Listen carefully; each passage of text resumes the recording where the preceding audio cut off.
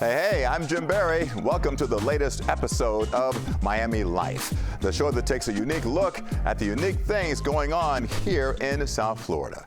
Now, on this show, we make a point of noticing things, and one thing that caught our attention is happening on Biscayne Boulevard. It has long been one of Miami-Dade's main thoroughfares, but there is a stretch of it that could go by another name. The Cannabis Corridor.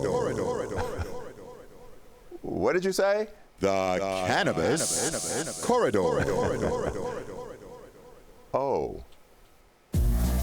From just north of Miami shores to just south of Aventura, Biscayne Boulevard is littered with medical marijuana dispensaries, all with intriguing and enticing names.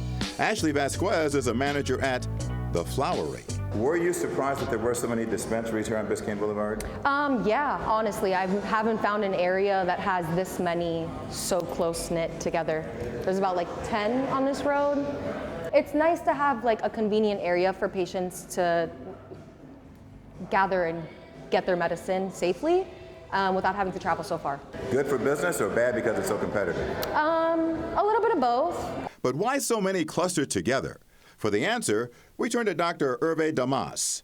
Medical marijuana is a staple of his holistic healthcare practice. He says this glut of dispensaries in one area is due to a City of Miami ordinance that banned dispensaries operating within city limits.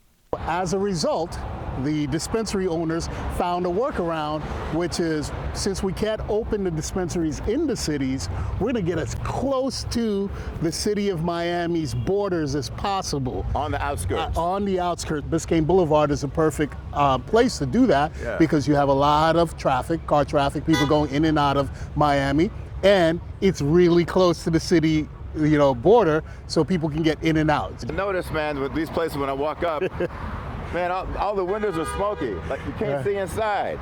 Why not? They wanted to, quote unquote, prevent, children and people being exposed to activities or business practices that they deem unsightly.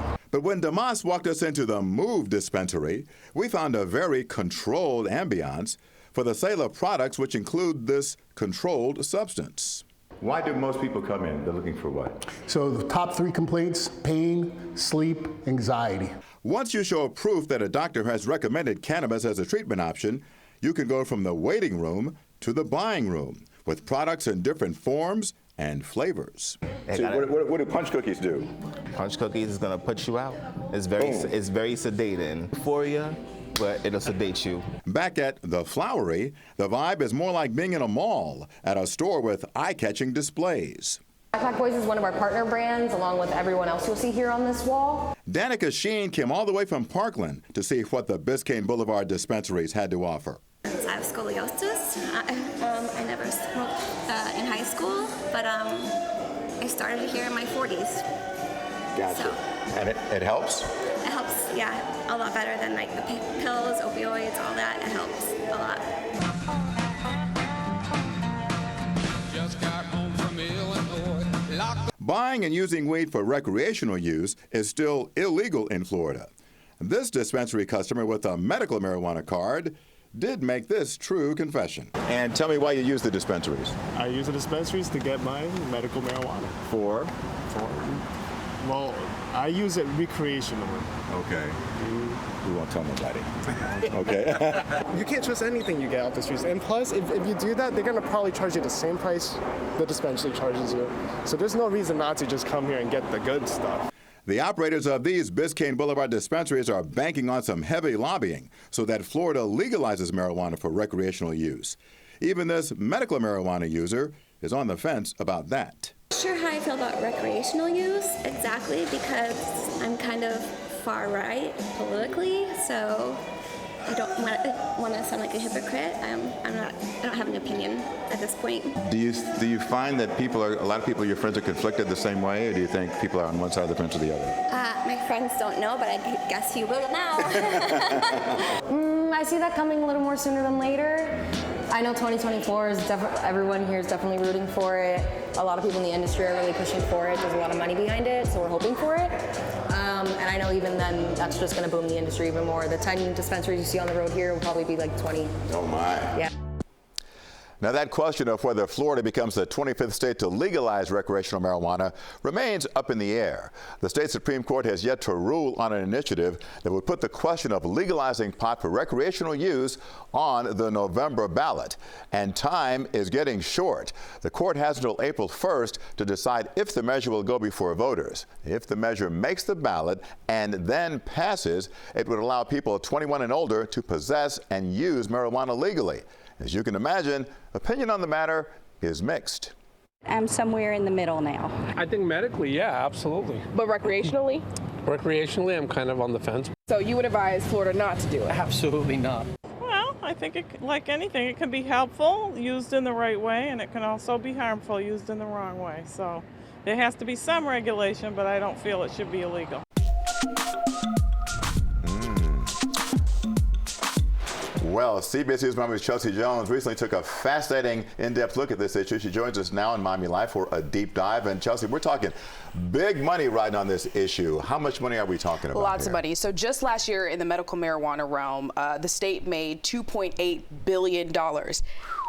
Right? So if they were to legalize it recreationally, BDSA tracks this. It's a cannabis company out of Colorado. They say the state could make up to $870 million just next year.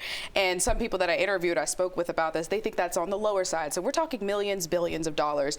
And not only that, if the state recreationalizes marijuana, it also stands to make almost $200 million in tax revenues too. Wow. So we're talking a lot. But still, there's obviously, depending on the political side of the fence that you were on, as we saw one of the customers there talk about, she's kind of on the fence, and so are a lot of people, and so are a lot of politicians. So what about the lobbying effort on both sides here? Yeah, so I mean, it's just like what you heard there. You have people like the Safe Smart Florida initiative, which is what TrueLeave, the company I spoke with for that piece, kind of efforts and is behind. They want to see it pass. They say if it's not, then maybe they'll stop, but we'll have to see about that. And then on the other side, you have people that are scared about what opening the door to recreational marijuana will do for younger generations, like that woman we spoke with. She was worried about her teen daughter. If the access increases, then you have potential gateways to other drugs, and that's what some of the concern is about making this recreational for the state of Florida. But there is the argument, though, that if you do make it legal, that it actually makes things safer, right? Correct. So I talked to Steve there in my package with TrueLeave, and his whole message is just that it will be regulated. It has to go through third-party testing, and so this isn't going to be the street drugs that potentially is laced with the deadly things like fentanyl. It'll be regulated by the state and third-party testing, so it's a safer way to get your marijuana if you want it. Yeah, just like our very honest friend there said in my piece. Yes, maybe it's a bit too honest. Probably. Yeah. Chelsea, thank you so much. Absolutely. Appreciate it. All right, still ahead, plenty more on Miami Life. When we come back, we're going to take a visit to the old Davie School. It is the oldest school building in Broward County. The way that they built it 106 years ago, it was built to last. Get ready for a history lesson on the old Davie School from the woman who knows where all the books are buried and who knows all the stories about how life was there back in the day. Also, have you eaten out lately? Wow, restaurant prices around town through the roof. But why? Find out why the dinner tab is so high when Miami Life returns.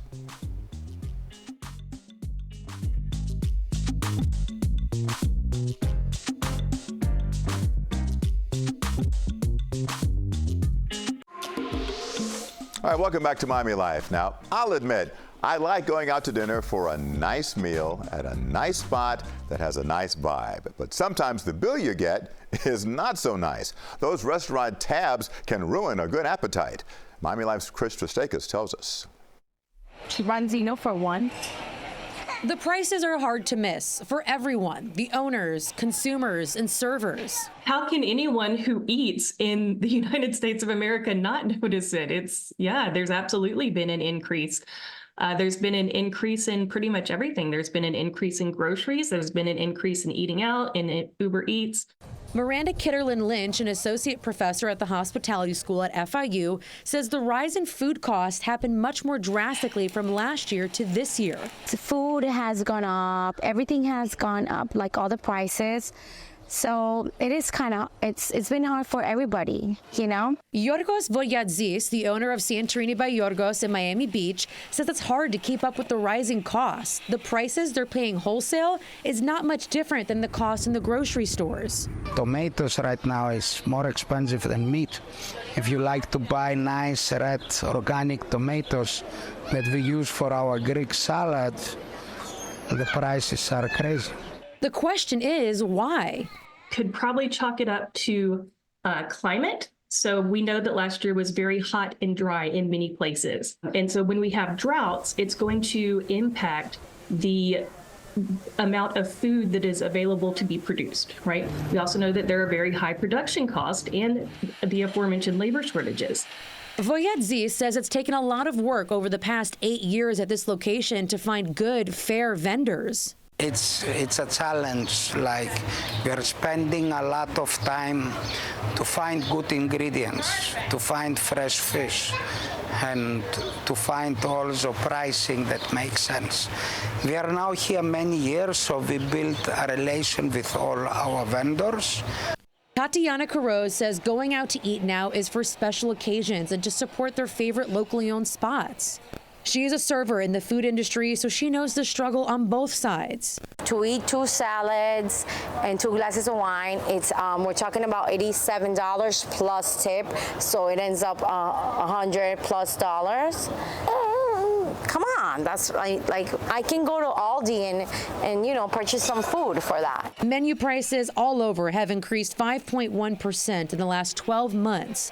The good news, luckily, it looks like we're seeing a slowdown in these increased costs. For now, locally owned restaurants like Santorini by Yorgos says they're doing their best to offer fair prices so their customers can still enjoy a night out. In Miami Beach, Trish Christakis, CBS News, Miami. I feel their pain, but I also feel our pain too. Went out with a friend at a nice spot on South Beach, had a little bowl of fried rice, appetizer, a couple of drinks, $147. Wow. Okay, when we come back, we're going to take you to a historic school that stands as a reminder of Broward County's early days as farm country. Miami Life is coming right back.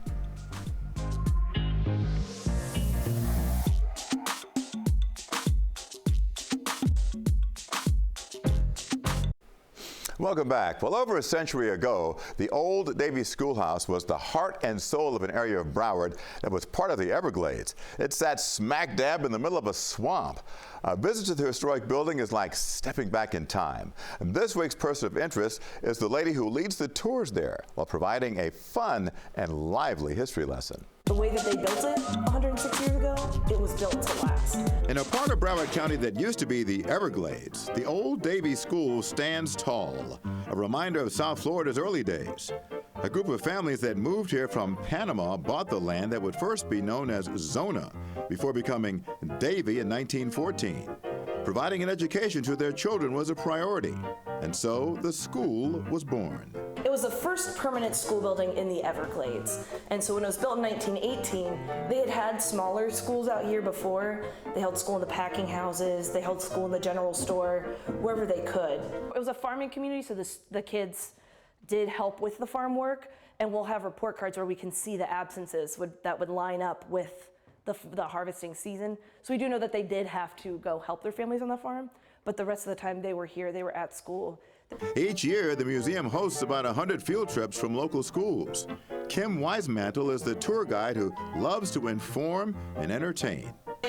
Now put your hands up in the area that's called sawgrass, sway in the breeze. The visiting children get a taste of what life was like back in the early 20th century. They sit down in a classroom in old-style desks and write with a quill pen. It was like writing with a pencil. Okay, was it fun going inside the school building and seeing how the classrooms were, 100 years ago? Yes. They even learned the proper technique for milking a cow.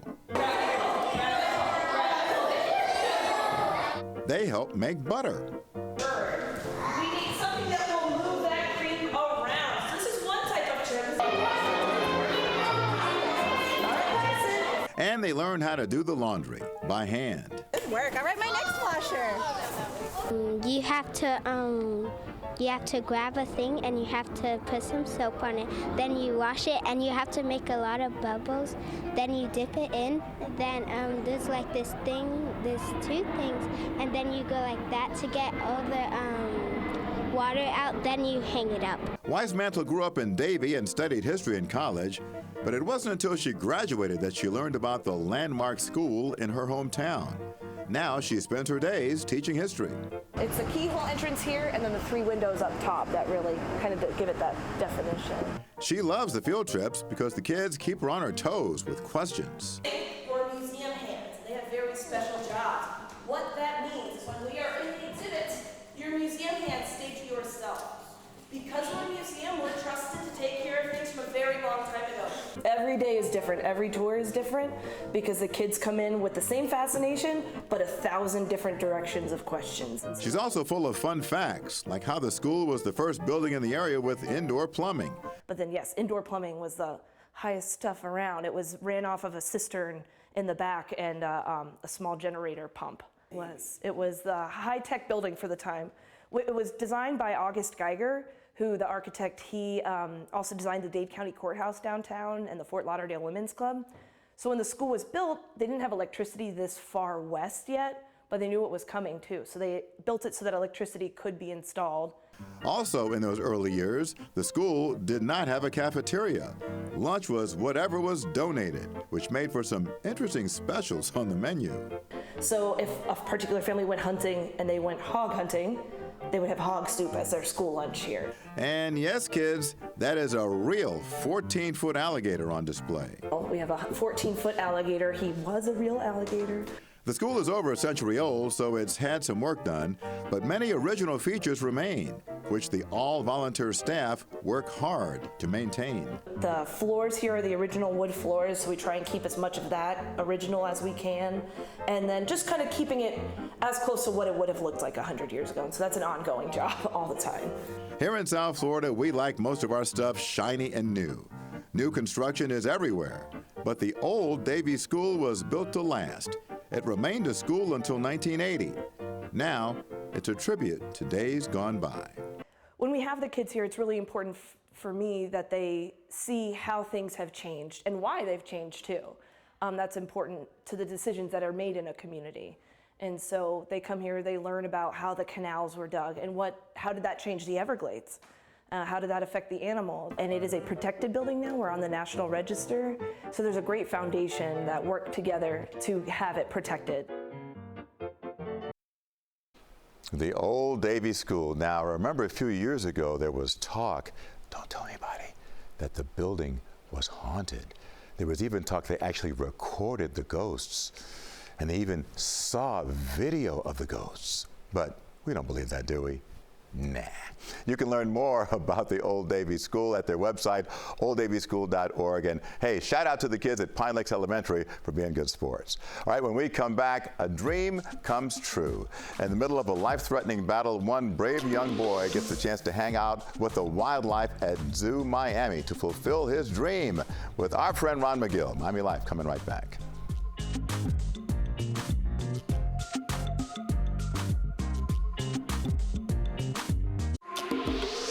All right, welcome back. Well, he is just 6 years old, and already he has been through so much. In his cancer fight, he has gone through surgeries and chemotherapy treatments. But all through that, Dale Zimmerman has had a dream of being a zookeeper. Our Terry Hornstein was there as Zoo Miami helped his dream come true. Tongue come out. Yes! Let it go! Quite the adventure for Dale Zimmerman. The 6-year-old came down from South Carolina to become the newest zookeeper at Zoo Miami. You know, and these kids have gone through a lot of challenges. They've gone through many things that none of us can even dream of going through. And yet you see him come out here, and man, when he fed that giraffe, you saw him laugh, you saw that smile. Dale is battling neurofibromatosis 1, a disease that causes tumors to form all over his body. His mom says it has been a long road in his short 6 years. He was diagnosed with NF1 when he was 16 months old. It's been a long journey, and part of the NF1 is the reason why he has his prosthetic leg. His wish to spend the day working with the animals. Oh, he loves all sorts of animals. He wants to have every single animal in our house. Make-A-Wish Southern Florida and Zoo Miami coming together to make it all happen. with a little help from the animals. I want to make the future look very bright for them. And all the fun, a way to help Dale forget what he is going through. It's the perspective. It's all about perspective.